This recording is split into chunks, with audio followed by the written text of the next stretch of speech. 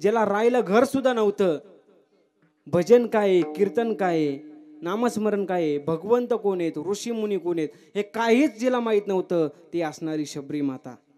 ऐका, भिल्लांचा राजा शबर आणि त्या शबराची ती शबरी, आणि त्या शबरीचं ज्यावेळेस लग्न ठरलं आणि लग्न ठरल्याच्या नंतर तिच्या बापानं म्हणजे त्या शबरानं, तो राक्षसांचा राजा होता, त्यानं काय केलं, सगळ्या पाहुण्यांसाठी मेजवानी तयार केली.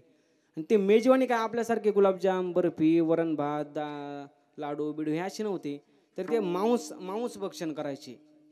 आणि ते मांस सगळं त्या ठिकाणी ठेवलं त्यानं, 10-12 बकरे ठेवले, काही त्या कोंबड्या वगैरे ते सगळ्या त्या ठिकाणी ठेवल्या. मदिरा जी असते, भांग असते, ते सगळं त्या ठिकाणी ठेवलं. आणि ते सगळं त्या शबरीनं पाहिलं. आणि त्या शबरीनं पाहिल्याच्या नंतर तर ती आपल्या वडिलांना विचारते, बाबा, आता पप्पा शब्द तर नव्हता पण आता आला येऊ कोण चुकून, तिने प्रश्न केला की बाबा हे सगळं कशासाठी आहे हो? तर त्यावेळेस शबरानं तिला उत्तर दिले की उद्या तुझा विवाह आहे, तुझं लग्न आहे, आणि आपल्या सगळ्यांच्या, आपल्या पाहुण्या रावळ्यांना ही मेजवानी द्यावी लागते. तर त्यावेळेस ती शबरी म्हणते, बाबा माझ्या लग्नासाठी एवढ्या सगळ्या पशूंचा बळी देणार तुम्ही, या सगळ्यांचा जीव घेणार? तर त्यावेळेस शबर म्हणतो, तो राजा म्हणतो, हो ना, कारण आपल्यामध्ये ती प्रथा आहे की पाहुण्यांनी जर याची मेजवानी नाही दिली तर ते आपले लग्न करत नाहीत आपल्यासोबत. शबरीच्या मनामध्ये विचार आला, अरे आपल्या विवाहासाठी या सगळ्या पशूंचा आज बळी जाणार आहे. तर शबरीनं त्याच ठिकाणी रात्री ठरवलं की हे राज्य सोडून आता आपण दूर निघून जायचं.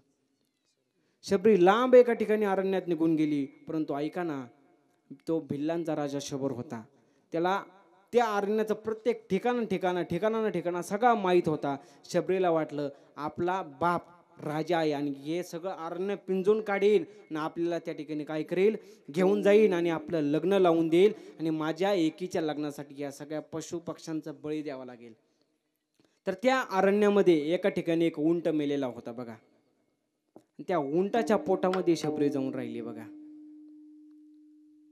कारण तिला माहित होतं या ठिकाणी असा असणार हा उग्रवास, ह्या उग्रवासापाशी कुणी येणार नाही. शबरी त्या ठिकाणी राहिली आणि त्या दिवसापासून शबरी काय करायची, त्या ठिकाणी एक ऋषींचा आश्रम होता, त्या आश्रमामध्ये ती रोज काय करायची, त्या ऋषींचा रस्ता झाडून घ्यायची, त्या ठिकाणी फुलं टाकायची, रोज झाडून घ्यायची महाराज. परंतु त्या ऋषींना असं वाटायचं की अरे ही सेवा कोण करते, काही तिला माहीतच नव्हतं, भजन काय, कीर्तन काय, काहीच माहीत नव्हतं तिला. फक्त ती मनोभावानं सेवा करायची. आणि एक दिवस त्या ऋषीने पाहिलं, त्या ऋषीने तिला विचारलं, हे तू कोण आहेस? तर त्या शबरीनं सगळं सांगितलेलं, घडलेला वृत्तांत सांगितलं मी बिल्लांचा राजा शबर आहे ना, त्या शबराची मी शबरी, मी त्यांची कन्या आहे. त्या ऋषींनी सांगितलं, तू काय करत जा, आजपासून रोज आमच्या आश्रमामध्ये जायचं, आमचं प्रवचन, आमचं कीर्तन तू रोज सगळं ऐकत जायचं. ती शबरी रोज कीर्तन ऐकायला जायची. आणि ते कीर्तन ऐकून शबरीच्या मनामध्ये एवढा भाव निर्माण झाला, ती एवढे मनोभावानं सेवा करायला लागली ना. तर त्या ऋषींनी एक दिवस तिला सांगितलं की मी आता तीर्थयात्रेला जात आहे, परंतु ऐक ना, तुला मी एक शब्द देतो, ज्याच्या दर्शनासाठी आम्ही चाललो आहोत ना, तो भगवान परमात्मा तुझ्या दारात एक दिवशी दर्शन द्यायला येईल. बघा, मनामध्ये भाव निर्माण ठेवा. शुद्ध ज्याचा भाव झाला दुरीना ही देव त्याला, मनामध्ये शुद्ध भाव ठेवावा लागतो. तो शुद्ध भाव शबरीनं मनामध्ये ठेवला. आणि त्या ऋषींना कधी सांगितलं होतं की ज्यावेळेस नेमकं भगवंताचा जन्मच व्हायचा होता, त्या ऋषीने सांगितलं तुला साक्षात भगवान परमात्मा तुझ्या दारामध्ये दर्शन द्यायला येईल. त्या शबरीने विचारलं मी त्याला कसं ओळखू? त्यावेळेस ऋषी म्हणतात तुझ्या दारामध्ये एकमेव एकच माणूस येईल, तो म्हणजे माझा भगवान परमात्मा. आणि ज्यावेळेस तो तुला दर्शन देईल, ते दर्शन तुला दिल्याशिवाय तू मरणार सुद्धा नाही, तुला मोक्ष सुद्धा मिळणार नाही. ज्यावेळेस तुला भगवंताचं दर्शन होईल त्यावेळेस तुला मृत्यू प्राप्त होईल. बघा, आणि ज्यावेळेस भगवंताचा जन्म सुद्धा झाला नव्हता आणि भगवंताचा त्या ठिकाणी जन्म झाला, किती दिवस शबरीनं वाट पाहिली. शबरी रोज जायची आणि अशी बोरं घेऊन यायची. आएंगे जो रघुराई तब आसन पे बिठाऊंगी, मीठे मीठे बेर अपने हाथों से खिलाऊंगी। आएंगे रघुराम आसन पे बिठाऊंगी, मीठे मीठे बेर अपने हाथों से खिलाओगी। आएंगे जो रघुराई तब आसन पे बिठाओगी, मीठे मीठे बेर अपने हाथों से खिलाओगी।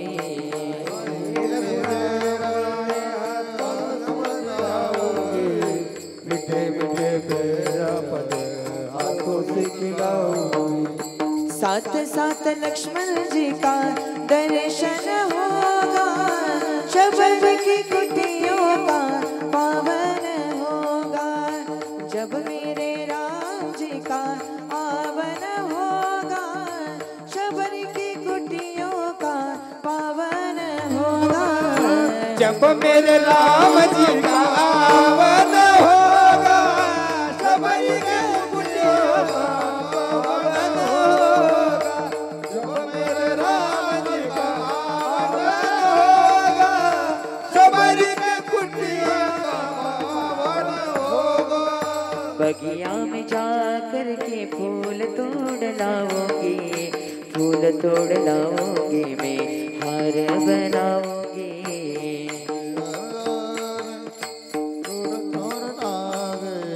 फूल तोड़ लाओगे, मैं हार बनाओगे। बगिया में जाकर के फूल तोड़ लाओगे, फूल तोड़ लाओगे, मैं हार पहनाऊंगी।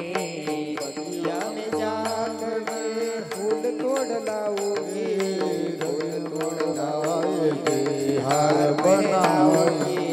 पूजा के थाली में दीपक होगा, शबरी की कुटियों का पावन होगा। जब मेरे राम जी का आवन होगा, शबरी की कुटियों का पावन होगा। जब मेरे राम का आवन होगा, शबरी के कुटियों का पावन होगा। जब मेरे राम जी का आवन होगा, शबरी के कुटियों का पावन होगा। जब मेरे राम जी का आवन होगा, ज्यावेळेस तुझ्या दारामध्ये भगवान परमात्मा येईल ना, त्या दिवशी तुला मोक्ष नक्की मिळेल. आणि तो दिवस उगवला. प्रभू रामचंद्र शबरीच्या दारामध्ये आले, शबरीला दर्शन दिलं आणि शबरीला मोक्ष प्राप्त करून दिला. सांगायचं एवढंच आहे की शबरीला फक्त विश्वास होता, तोच असणारा विश्वास फक्त ठेवायचा गोडे अभंगाच्या प्रथम चरणात. संताची ये पायी हा माझा विश्वास, संताची ये पायी हा माझा विश्वास, संताची ये पायी हा माझा विश्वास, संताची ये पायी हा माझा विश्वास, संताजी पायी हा माझा विश्वास, संताजी पायी हा माझा विश्वास, संताजी पायी हा माझा विश्वास, संताजी पायी हा माझा विश्वास. सर्व भावे दास झालो ताचा, सर्व भावे दास झालो ताचा, सर्व भावे दास झालो ताचा. याची माझ्या इथ करीती सकळ, याची माझ्या इथ करीती सकळ, याची माझ्या इथ करीती सकळ, याची माझ्या इथ करीती सकळ. सर्व भावे दास झालो त्यांचा, सर्व भावे दास झालो त्यांचा, सर्व भावे दास झालो त्यांचा. त्याची माझे हित करीती सकळ, त्याची माझे हित करीती सकळ, त्याची माझे हित करीती सकळ, त्याची माझे हित करीती सकळ. संतांची पायी हा माझा विश्वास, सर्व भावे दास झालो त्यांचा. बघा, परमार्थ असला तरी विश्वास हा ठेवावाच लागतो. जसा शबरीनं विश्वास ठेवला तसा आपल्याला सुद्धा विश्वास संतावरती ठेवायचा आहे.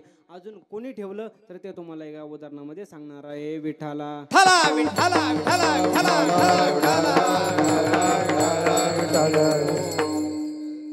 33 कोटी देवांत असणारा राजा इंद्र, त्या इंद्राला ज्यावेळेस आस्तुभाम नावाचं पाप लागतं आणि ते आस्तुभाम नावाचं पाप लागल्याच्या नंतर त्याची जी सगळी संपत्ती होती ती काय झाली, पाण्यामध्ये गेली बघा. आणि ज्यावेळेस माणसाची सगळी संपत्ती संपते त्यावेळेस माणसाला कुठेच किंमत राहत नाही बघा. ऐका, तुमच्या खिशामध्ये आज बरं का ओमदादा, तुमच्या खिशामध्ये आज 1000चा बंडल असू द्या, या जगातली सगळी नाती तुमची आहेत. आणि ज्यावेळेस तो बंडल संपेल तुमच्या जवळच्या असतात ते सुद्धा लांब जातात बघा.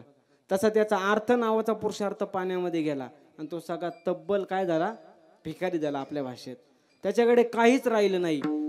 तो कटवून देवाकडे गेला आणि ब्रह्मदेवाकडे गेल्याच्या नंतर ब्रह्मदेवाला सांगितलं की भगवंता, मला आस्तुभाम नावाचं पाप लागलंय आणि ते पाप लागल्यामुळे माझे काय झालं, सगळी संपत्ती माझी पाण्यात गेली. 33 कोटी देवांचा असणारा राजा, परंतु वागायला थोडा विचित्र होता आणि त्या विचित्र वागण्यामुळे त्याची काय झालं, सगळी संपत्ती पाण्यामध्ये गेली. भगवंतानं सांगितलं यासाठी तुला जर संपत्ती बाहेर काढायची असेल तर काय करावं लागेल, तुला समुद्र मंथन करावं लागेल. आता समुद्र मंथन करायचं म्हणजे ते काय शेतातलं पाणी काढण्याजोगं आहे का? आता किती, आता 2 मोटर टाकल्या म्हणजे ते काय थोडं जादा पाणी उपसन. समुद्र मंथन करायचं होतं, सगळ्यांकडे मदत मागितली. ब्रह्मदेव म्हणले जा समुद्र मंथन करा, परंतु समुद्र मंथन करायला 2 गट लागतील. एकीकडे राहायचं देवांनी उभा आणि एकीकडे राहायचं कोणी उभा. त्यावेळेस भगवंतांनी सांगितलं, ब्रह्मदेवाने सांगितलं की जा आणि राक्षसांची मदत मागा. त्या काळी बळी जो राक्षसांचा राजा होता, कोण, बळी, त्या राक्षसांचा राजा जो होता त्याचं नाव होतं बळी. इंद्र बळीकडे गेला आणि बळीकडे गेल्याच्या नंतर त्यानं मदतीचा हात मागितला बघा. राक्षस म्हणले देवा आम्ही तुम्हाला मदत करू, परंतु काय माहितीये का, तुम्ही देव येत ना सगळे चतुर येत, लयत हुशार येत. कारण देव ज्यावेळेस लढाईला जायचे त्यावेळेस देव दुसऱ्या दिवशी जर लढाई असली तर आज संध्याकाळी त्यांच्या बायका त्यांची लगेच कान भरायची. बघा बरं का, तुम्हाला चांगलं धनुष्य द्यायची नाही, ती लई हा तुम्हाला तर ते भालात देतील, बोटली तलवार देतील तुम्हाला, तुम्ही सावध राहा बरं का, असं रोज सांगायचे.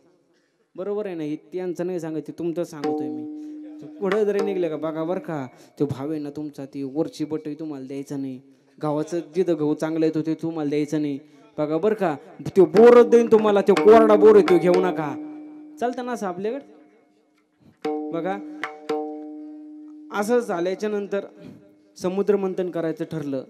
राक्षसांना सांगितलं आम्ही तुम्हाला मदत करू, परंतु ज्या काही वस्तू निघत्यान त्या वस्तूमधून निम्म्या तुम्हाला निम्म्या आम्हाला.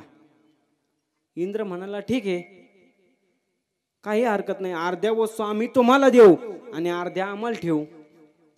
समुद्र मंथन सुरू झालं, सगळ्या वस्तू निघल्या आणि त्याच्या वाटण्या झाल्या. परंतु वाटण्या करता करता सगळ्यात शेवटी जे पाव असले ते असणारे आमचे भोळे महादेव. सगळ्या वस्तूंच्या वाटण्या झाल्या आणि जे शेवटी उरलं होतं ते होतं हलहल नावाचं विष बघा. ते भगवंताच्या वाट्याला आलं. आता भोळे महादेव होते शेवटी करावं काय, नेमकं आता वाट्याला आलंय ते आपलं. जर जमिनीवर टाकावं तर भूमाता पिकणार नाही, हवेत टाकावं तर पशुपक्षी मरतील, पाण्यात जर वातावं तर जलचर मरतील. करावं काय काहीतरी. आता सगळेच मारणार म्हणलं, त्याने काय केलं, भगवंताने ते औषध गिळून घेतलं, पिऊन टाकलं. आता हलहल नावाचं जर विष अंगात गेल्याच्या नंतर आता कोणी नाचन का काय, एखादं म्हणून आता अमृतच पिल्यासारखं लईच आनंद झालाय महाराज.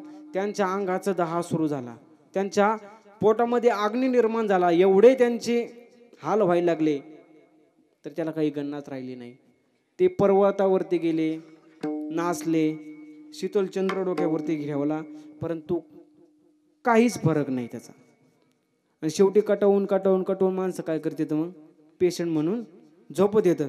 आणि भोळे महादेव त्यांच्या निवासस्थानी झोपले आणि एक दिवस त्यांच्याकडे नारद महर्षी त्यांना भेटायला आले बघा. आणि नारद महर्षी त्यांना भेटायला आल्याच्या नंतर विचारलं की काय हालचाल, काय चालू आहे तुमची. तर त्यावेळेस पार्वती मातांनी सांगितलं आता की असं असं झालंय, त्यामुळे आता देव भरपूर आजारी आहेत आमचे. तर नारद महर्षी भगवंताकडे जातात आणि भगवंताला विचारतात, मग भगवंता काही औषध पाणी केलं का? भगवंत म्हणतात, हो औषध पाणी केलं. डॉक्टर ते म्हणले, डॉक्टर घेतले, औषध पाणी केलं, आता फक्त एखादं मेडिकलच खायचं राहिले, परंतु आग काय आज पोटातली थांबना. त्यावेळेस नारद महर्षी म्हणतात, आमचं औषध घेता का? नारद महर्षी म्हणतात, आम्ही जे सांगू ते औषध घेतात का? आता महादेव त्याला म्हणे, तुला काय मोठे मोठे गेले वात आणि झिजुरके शिरले गावात, मागणं पुढं फुपाटा उधळ. तुझ्याकडे तुझ्या गळ्यामध्ये नुसता एक विणा आहे, गळ्यामध्ये 2-3 माळा आहेत, भगवंताचं नामस्मरण करण्यासाठी हातामध्ये चिपळ्या आहेत, तुझ्याकडे काय आहे नक्की? त्यावेळेस नारद महर्षी म्हणतात, तुम्हाला घ्यायला काही पैसे लागतात का? काही 4-2 रुपये लागतात का तुम्हाला? तर नाही ना, तर घ्या. तुम्ही काय करा, आजपासून फक्त आणि फक्त राम कृष्ण हरी या नावाचा जप करायचा. बघा महाराज, भगवंतानं नामस्मरण सुरू केलं आणि त्या नामस्मरणाच्या जोरावरती त्यांचं हालहाल नावाचं जे विष होतं ते सगळं त्या ठिकाणी काय झालं? ब्रह्मरस घे काढा, घे काढा, ब्रह्मरस घे काढा, ब्रह्मरस घे काढा. तेने पिडा वारेल, तेने पिडा वारेल, ब्रह्मरस घे काढा, ब्रह्मरस घे काढा. तेने पिडा वारेल, तेने पिडा वारेल, ब्रह्मरस घे काढा, ब्रह्मरस घे काढा. ब्रह्मरस घ्यायचा. बघा, फक्त नारदाने सांगितलं की तुम्ही नामस्मरण करा, ऐका, आणि नारदावरती फक्त विश्वास ठेवला. नारद सुद्धा संतच आहेत, तसाच विश्वास ठेवायचा आहे. तो म्हणजे संतांचे पायी हा माझा विश्वास, आणि सर्व भावे दास झालो.